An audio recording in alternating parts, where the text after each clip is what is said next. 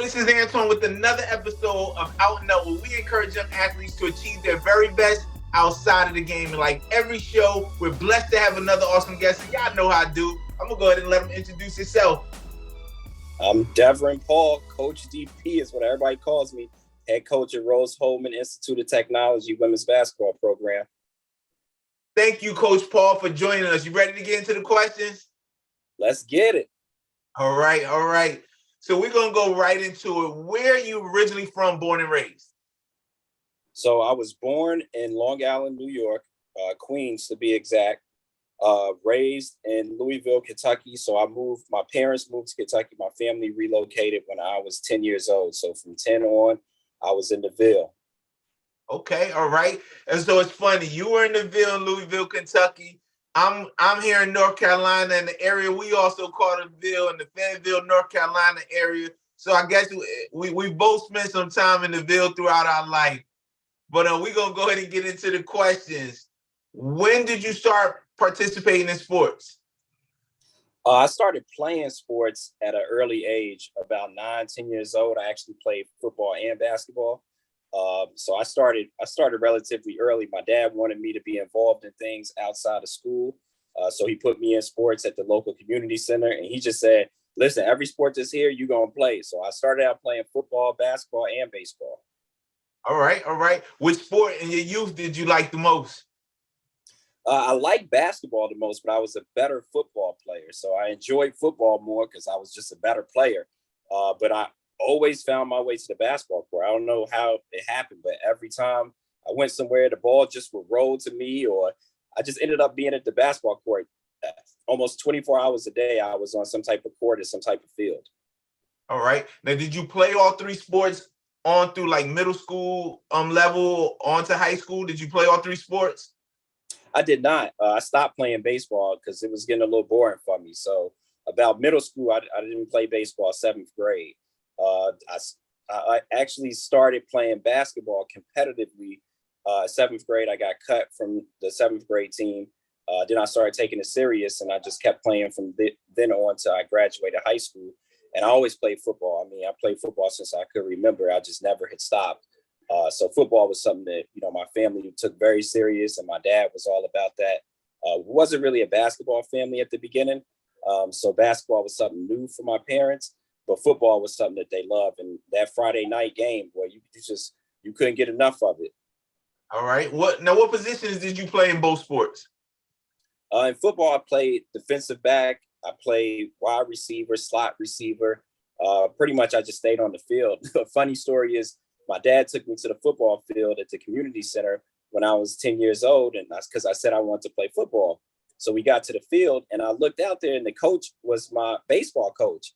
And I was like, man, I don't like that coach, Dad. I don't want to go out there and play. He yells at us. And my dad said, are you playing for a coach or are you playing for you? And I was like, I said I want to play. He said, if you said you wanted to play, then you need to go ahead and play. It's not about a coach. It's about what you want to do. And from that day on, I was like, you know what? I said I wanted to do this. So I did it. And then when we got to the field, my dad said, when they go around and they ask, what position do you play? Tell them you just want to play. Don't tell them you play a position. So when they went around and they asked all the little kids, they said, hey, what position are you? And I said, I just want to play. And they said, oh, yeah, he got it. He got it. He going to play. So I started out just playing whatever they put me at. But I actually became a slot receiver, became a running back. I played pretty much everything. And then in basketball, I played guard majority of my life. So I started out as just a shooting guard because I couldn't really dribble. Once I got my handle tight, I became the one. So I just played guard my whole life. All right. So in football, you kind of stated that you did a little bit better in football. Like, what do you have some memories from the middle school period or even early in high school? Did you have some memories of playing some highlights of your career in football? I do. I was actually telling my wife this because a lot of people don't even notice that because I'm a basketball coach. They don't really notice that I played football. And then my size, they just kind of overlook it. But I was a really good little league player. So when I got to high school, they expected for you to be good and they put me on the JV team. And I was like, man, what is this, man? Like I knew all of the players that was on varsity. So I was like, man, I ain't trying to play no JV. And they was like, well, I mean, this is the team that you're gonna be on. So, in Louisville, you played 2 out of 3. So they had a freshman team, a JV team, and a varsity team. So I played freshman and JV. So I wasn't even dressed in varsity. So I was a little upset. So we went to go play a team in Indiana, and I was really mad that day, and I wanted to prove that I should be on varsity. And I read the play. They ran like a little option thing, and I was playing corner.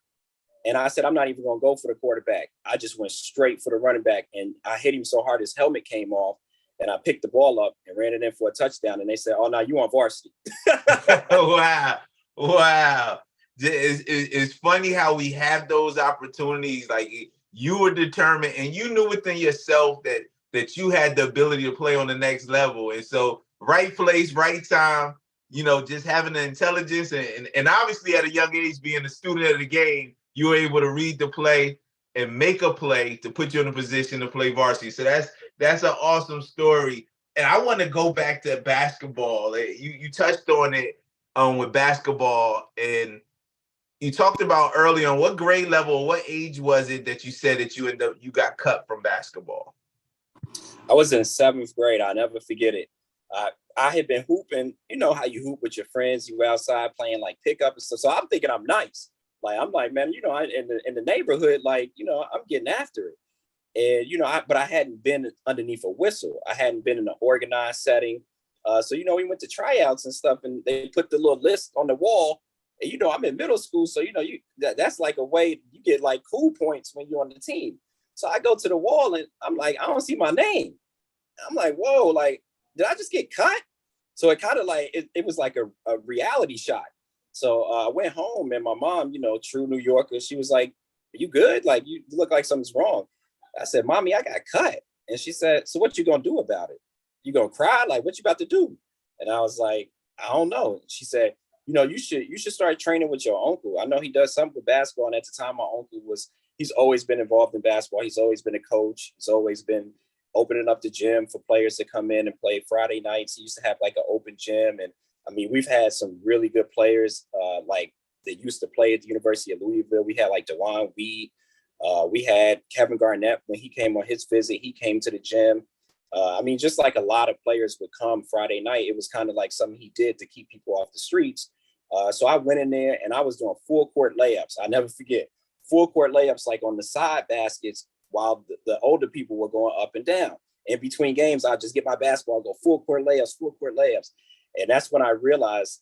And then when I got into the next tryout, I was killing. I was like, yo, I'm coming for everybody's head. And, I realized that, man, I got better. And that became like an addiction. And I was amazed by like, oh, it doesn't matter like how you start, like you can always get better. So I just kept on getting better. And that was the beginning of me noticing that it's a process and you have to commit to the process. That's good. That's good. And so hearing that story, I link up because I've been following Coach DP over the last year. And so how to let those that's watching know how you end your videos. When you give your motivational videos, I want them to hear how you end every video. So every video ends with trust the grind. Let's get it. And I think that's awesome because he just touched on it. Like if you'll just go through the steps, his whole story, and we're just getting started, it speaks of him just taking each step, embracing each moment, trusting the grind. And today, as he told you at the beginning, he's just been hired in his first head coaching job. So as you're playing in high school and playing both sports in high school, did you have some goals? Like, did you feel like you had an opportunity? What was your thoughts on possibly playing outside of high school? What were your goals with those two sports? Well, like I said, my uncle was highly involved, and this was back when, they had like camps for players to go to. So everybody would go to like the local college, the local university, and go to camps during the summer, and you would compete, and there would be like overnight camps, so you would stay there. So what happened was I really started to master the fundamentals. So like we would do things where you would have to pass a cut. And then the next game, you have to pass and go screen away. Then you would only get three dribbles, two dribbles, one dribble. So I started to learn how to really master the game. And what I was really learning was how to actually be a coach. And I was learning fundamentals. So my uncle would always tell us, like, if you want to go to college, you need to get your ACT score. You need to be starting on varsity. So those were things that, I was focused on. But when it came to the school, I just wasn't motivated. I went to school and I felt like it was the same thing every day. People telling me what to do, where to sit at, what to eat. Like, I just thought it wasn't much freedom. So I didn't like it. So I didn't really perform at my highest level when it came to academics. And next thing you know, when it's time to go to college, and I had aspirations of playing in college, and one of my goals was to go to college. I never thought about, like, am I going to be able to play or not? I just felt like it's somewhere that I need to be. I know if you want to be successful, that's what people say, you should go to college. So when that opportunity presented itself and a couple colleges reached out to me for football, because like I said, I was more of a role player in basketball. I would set my teammates up, hit the open shot, and I played defense. Those are the major three things that I did, and it always got me playing time. So I like to tell people, you don't have to be doing nothing crazy out here if you want to get in the game. Like, you can really create your own playing time by just mastering the fundamentals, because that's what I did at a young age. And it really got me a chance to get in front of everybody that I want to be in front of. So when the college coaches came to recruit me for football, it'd be great conversations. I went on a couple of visits and stuff. But when that transcript came in and those grades started popping up, the conversations just stopped. And everybody looked at my transcript and was like, we can't do nothing with that. So that kind of discouraged me at the moment. And I thought that, it was going to be something where I could bounce back, though. And I started just using different things to kind of propel me into different opportunities. So my uncle was a head coach at a Division II school on the men's side. And I just went and became a student manager with him. That's good. That's good. And so as you went through that journey and you had the opportunity to start with your uncle on that level, was it a big, like, transition from being a player to now the position you were in with him? Very much so. First of all, I didn't know what a student manager was. He kind of convinced me into doing it. Like I said, a lot of my friends that I was living with, because my uncle basically treated me like an athlete. So he put me in the dorms with the basketball players. I had the academic advisor that the athletes had. So I was kind of treated like an athlete from the beginning. And I think he kind of set me up. And he said, you should become a student manager.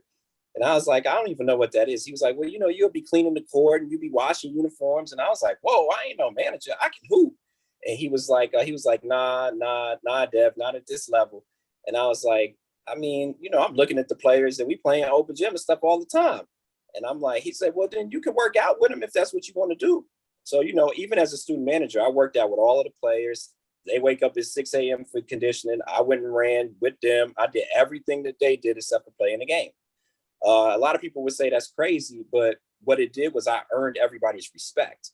So I was no longer looked at as a student manager. I was more looked at as a player, as somebody that had weight and could actually tell people what to work on. But one day, I walked into the cafeteria, and I don't know if you're familiar with HBCUs, but that walk to the cafeteria is almost like, it's like a fashion line. It's like you really, like, it's a lot going on at that moment. And one of the guys was like, man, hey, DP, you a manager. And he was kind of like teasing me, like kind of coming at me. But he didn't know that I could hoop. So I was like, why don't you come to the gym then? And you think you can outshoot me? And he was like, yeah.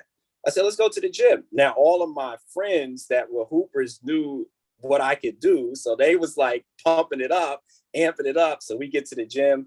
And I mean, I knew the guy was bigger than me. He's a football player and he was athletic. So I said, let's just shoot. And I just outshot him. And then he wanted to play one-on-one. And I was like, nah, I ain't even with that, bro.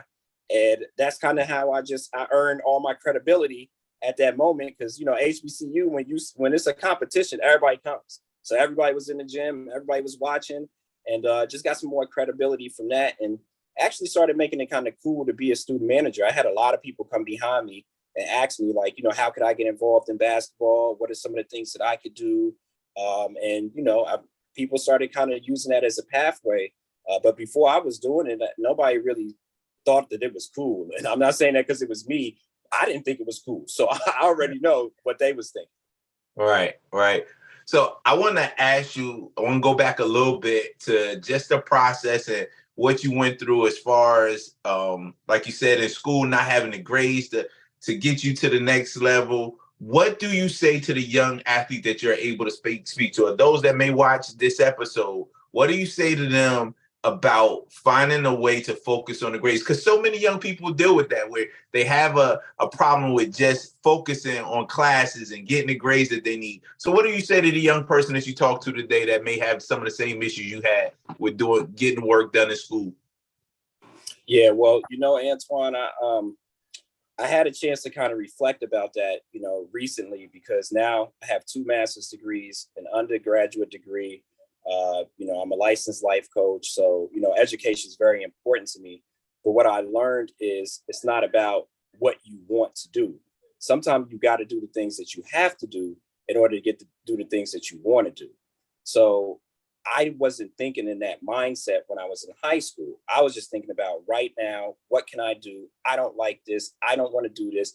And that's a very selfish standpoint. That's a very selfish place to be in your life.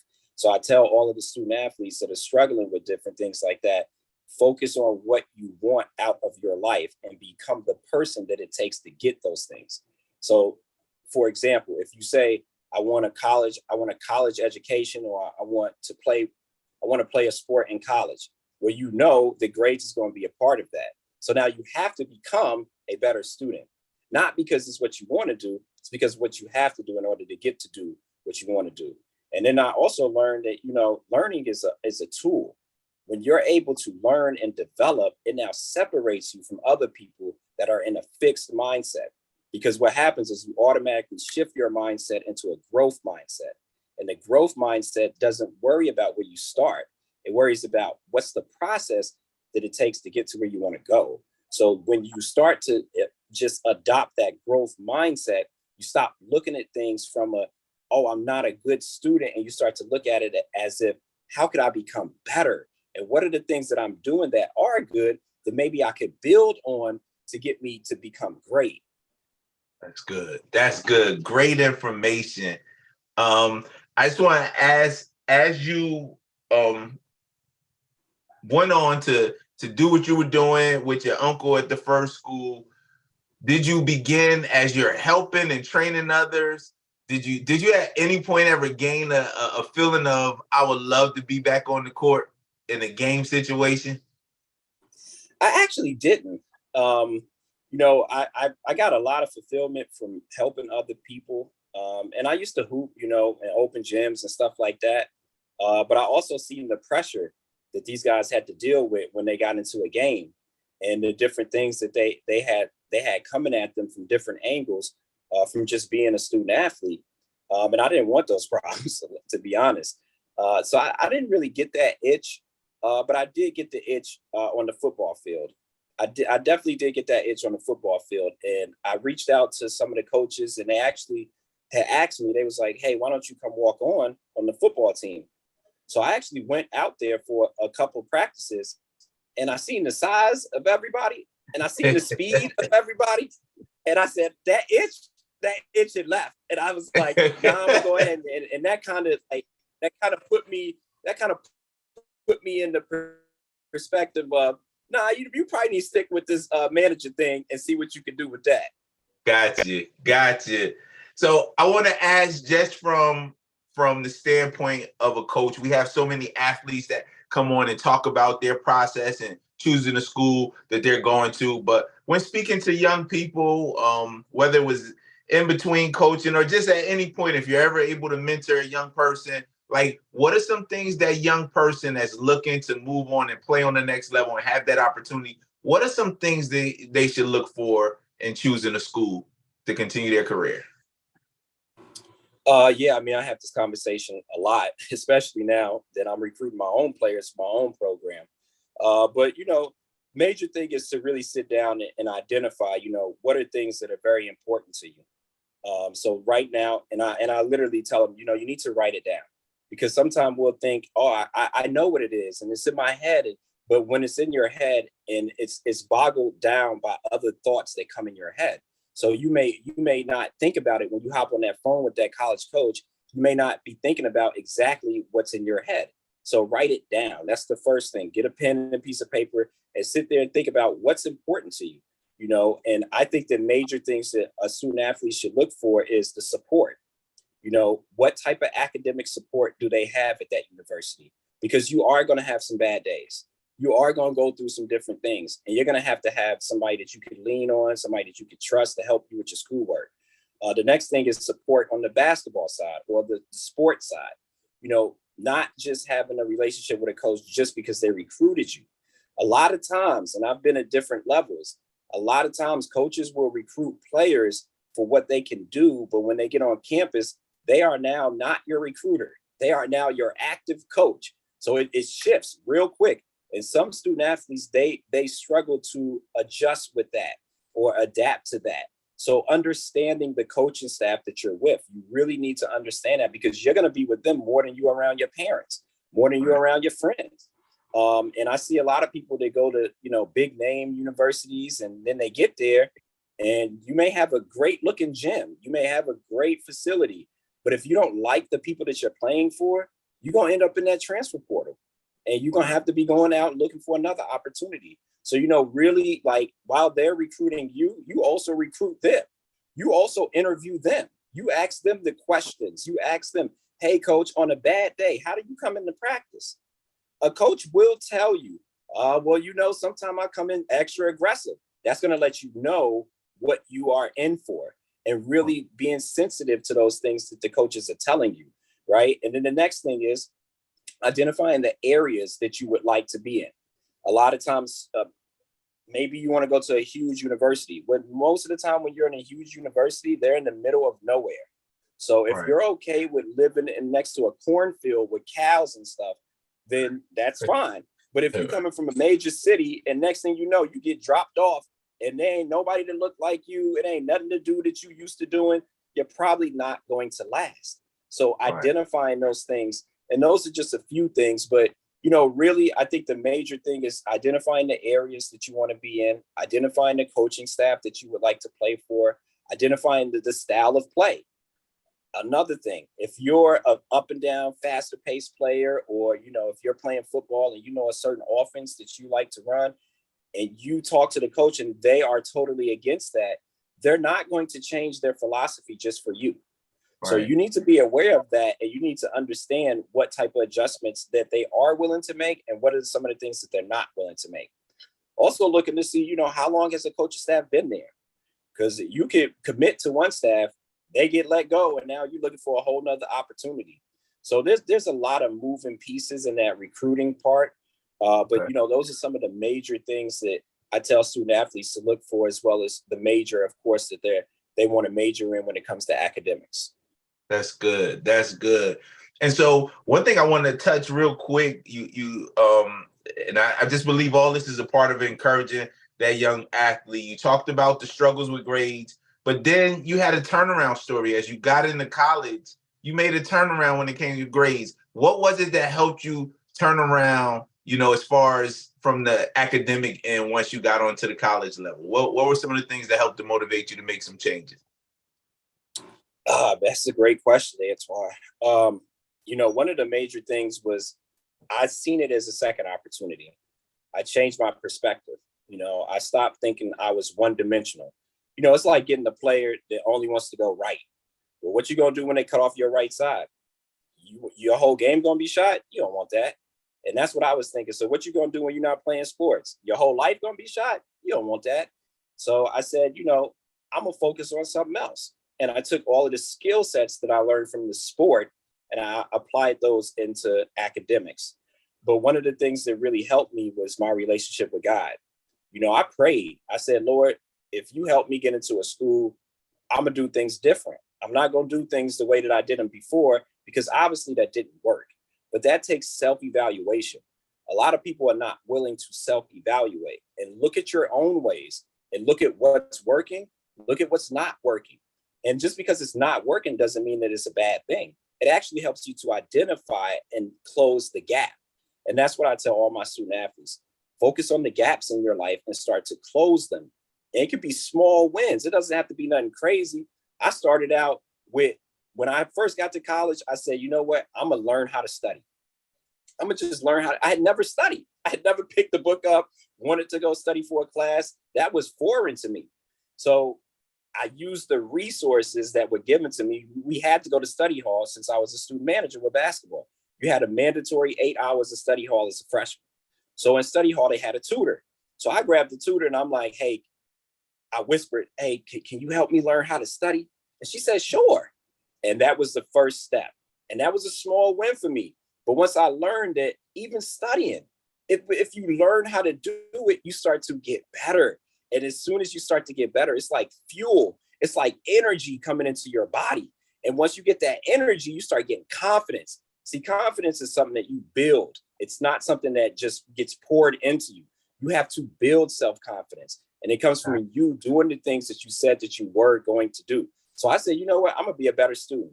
And I started doing the things that it took to become a better student. And that I started developing self-discipline, and my self-confidence actually rose as a result.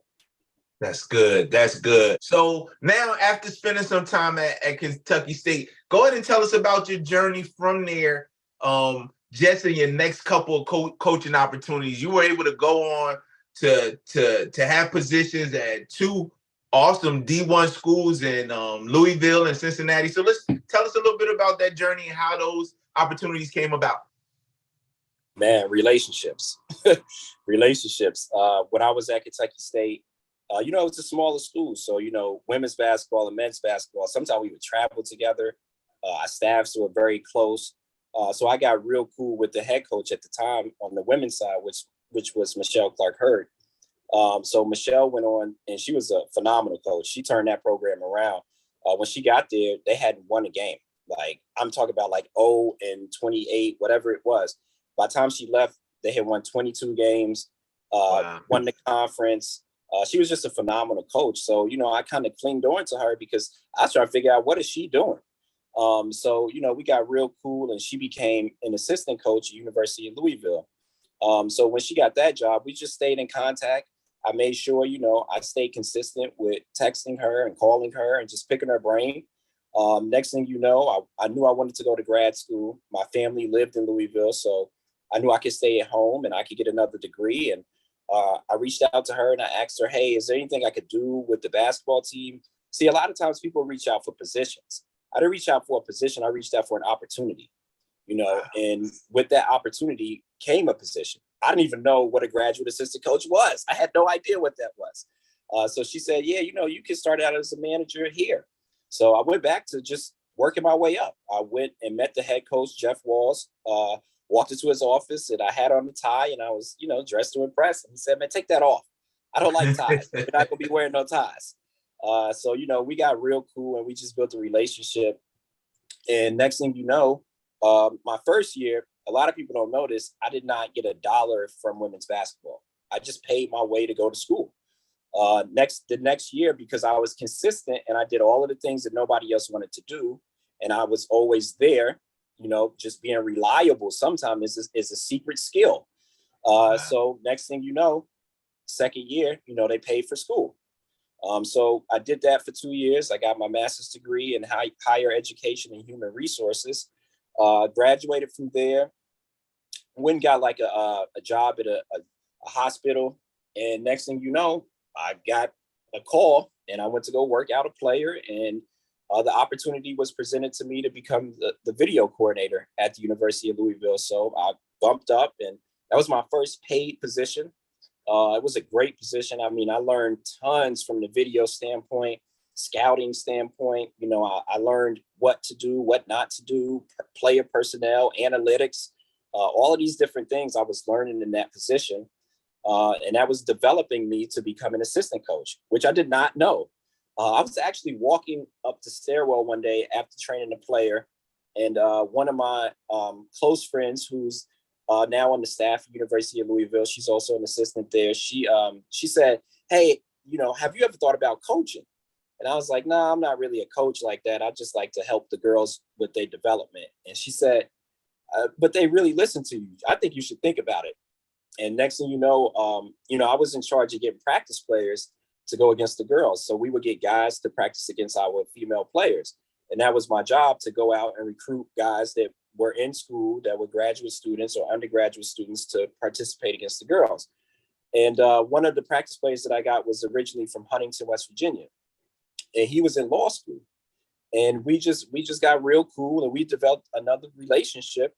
And he had graduated and moved back home, and he had his own law practice, and he was very cool with the Marshall University women's basketball program, and he was cool with that head coach. And that head coach asked him if he knew somebody that wanted to be an assistant coach, and he had a position available, and he recommended me.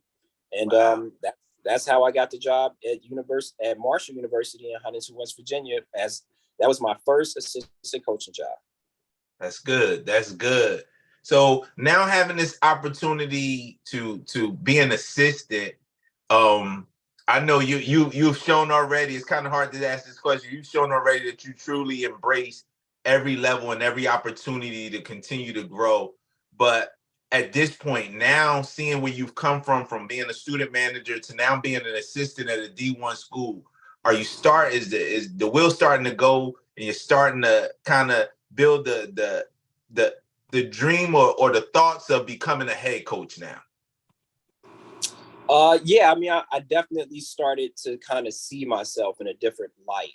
I remember the first practice that we had, and this is kind of going to go against what I just said, but we've sat, as college coaches, you sit around and you plan out that first practice. And I mean, there's a lot of planning that goes into it.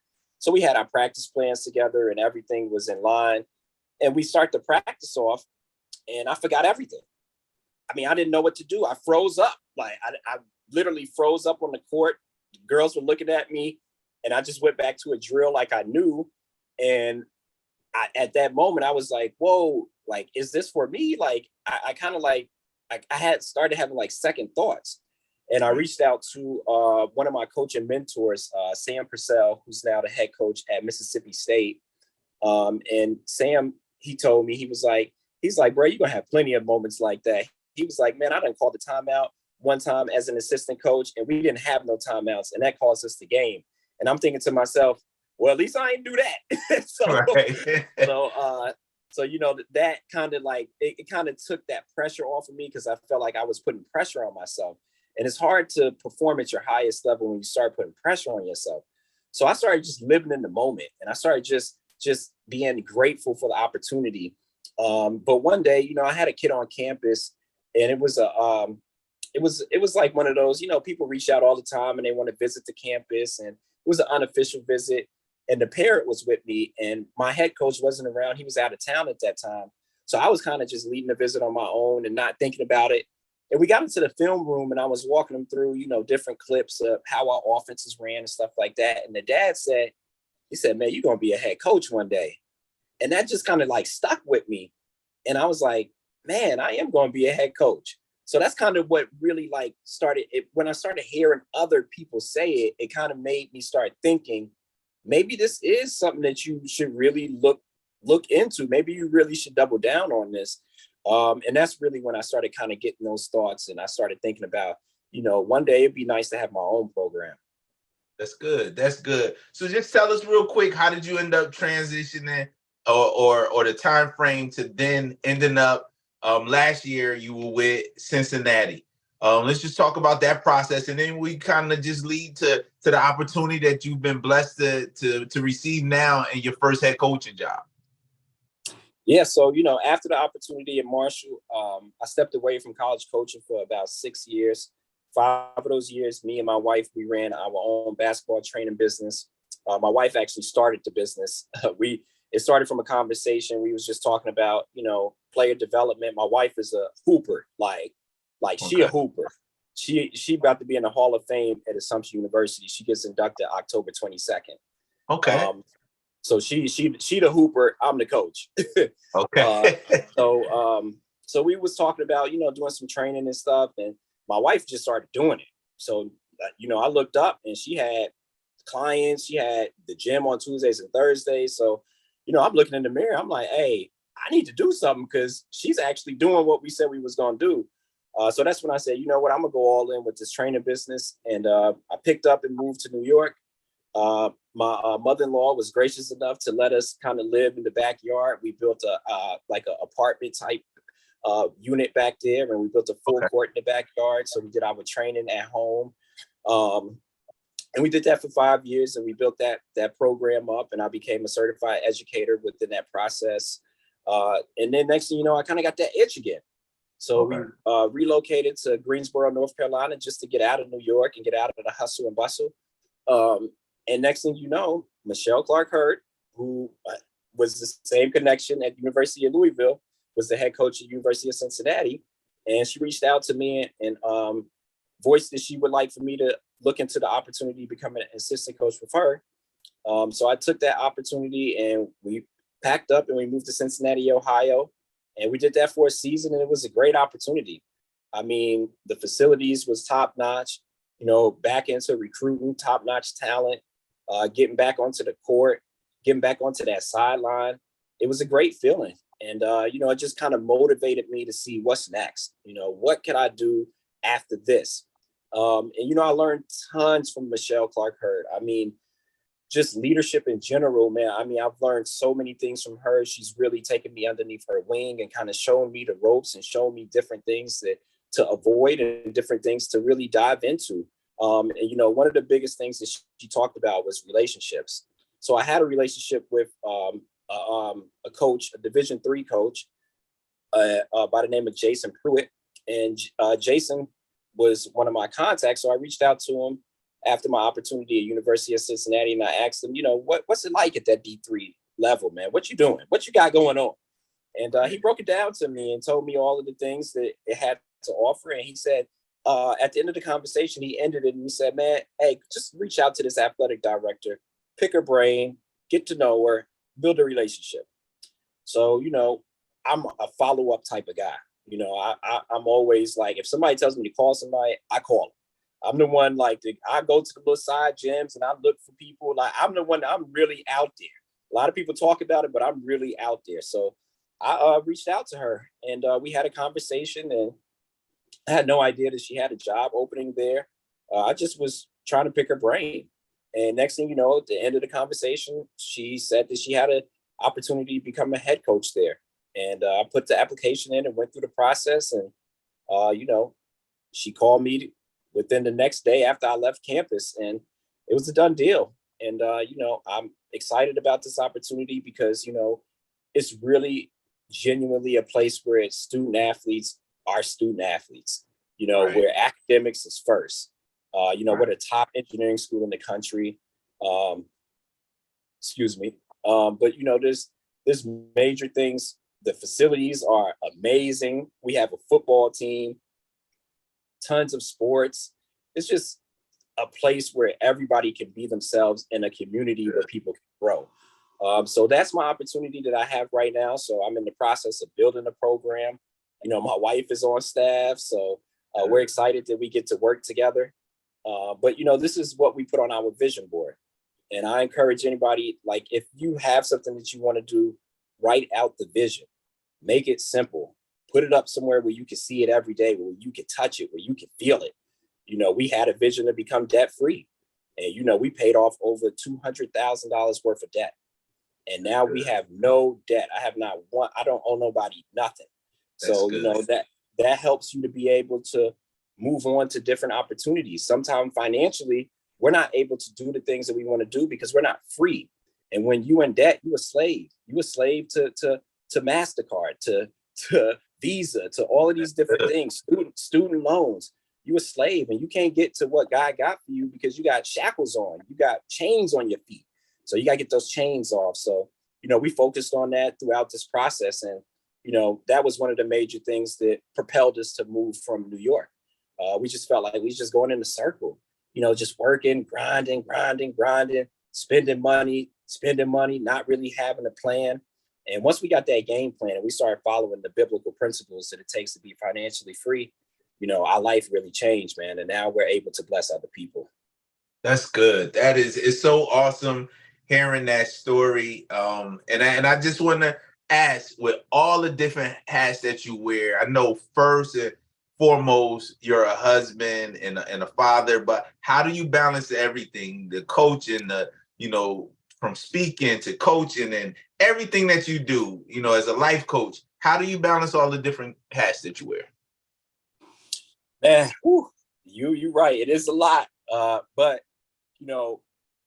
when I think about balance, I like to stay in rhythm, so, I have different days. I break my weeks down into different days. So I have family days where I'm not working. I'm not taking phone calls from recruits. I'm not doing none of that. I'm focused on my family during that time. I have focus days and I have fun days, right? I also have on my focus days, those are days where I'm working. I'm getting after it. My wife knows a certain time of the day, my phone is on do not disturb, but I put everything in my calendar. So we're in sync. So my wife doesn't have to think, what is he doing or who's he talking to? Like, it's in my calendar. If I got a call with a recruit, it's in my calendar. If I'm working on a project, it's in my calendar. So using the resources that I have access to helps me a ton to stay in rhythm. Like during the season, I'm not taking personal coaching clients because I'm focused on building the program. I'm focused on that particular thing during that season of my life. So different times in my life, I'm focused on different things and different seasons. But those are the things that kind of help me to stay in rhythm and have a flow within my life and not get boggled down because, you could deal with anxiety when you think about all of the things that we have to deal with just as men in general, being a provider, being a husband, a father, a mentor to other people. I tell people, if you want some of my time, you got to schedule the time. Let me know what time. And I'm not going to hop on a phone call just talking about who did what or gossiping. I don't waste my time doing that because my time is an investment. Every time I spend with somebody, I'm investing. Just like the time that we having together right now. I'm investing, hoping that one of these athletes watches this and they realize you're not just an athlete, you're a professional.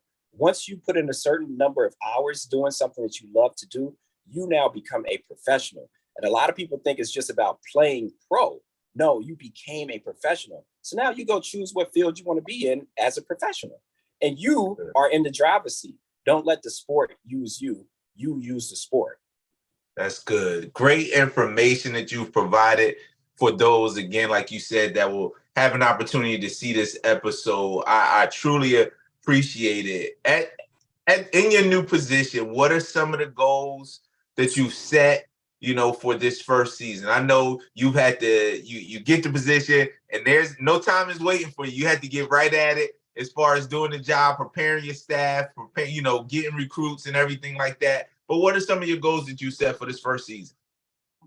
Man, you said it. Yeah, it hit fast. It was like press conference Friday. I was out on the road recruiting Saturday. So, it's definitely a faster paced opportunity. But, I was built for it. But, one of the major goals that I have this year is just getting that passion back with the team, really getting focused on having a good time. And I believe in the midst of having a good time, you become a competitor. So, a lot of drills that we're going to do, a lot of things that we're going to do are going to be more geared towards having fun and building that competition within the team, a healthy competition where they understand that we're going to have to work. We're going to have to put the work in. We're going to have to trust the grind. But, those are the things that I'm focused on in this first year, as well as recruiting talent. Talent with character is what we're looking for, because you can be somebody that can score baskets or handle the basketball, but if you don't have any character, meaning we can't depend on you when nobody's around, something's going to be wrong with that. And we're not looking for those type of players. We're looking for players that are willing to put the work in, not just on the court, but off the court as well. Not just in the classroom, but also working on themselves. We want players that want to become the best versions of themselves. And I'm not going to lie, man, I'm talking to some 24s right now. Woo! I'm talking, hey, we get a couple of these. It's a game changer. It's a game changer. And the conversations that I'm having with the recruits right now is, if you want to compete at the highest level, I don't care about what division it is. I'm telling you right now, if you want to compete at the highest level, talk about we want to win championships. If that's something that you want to do, you want to come rock with us. In between time, you're going to become an engineer, and you're going to get out and you're going to, being an engineer, that's the number 2 highest job when it comes to everyday millionaires.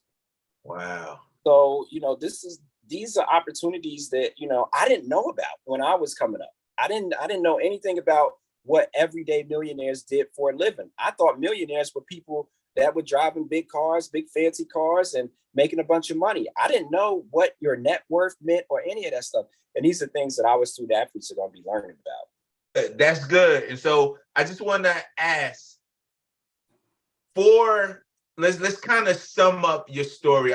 Again, as I knew a lot of the things that you had accomplished, and just my research and reading, you talked about it on the show, but I want you to sum up for the young athlete that's watching.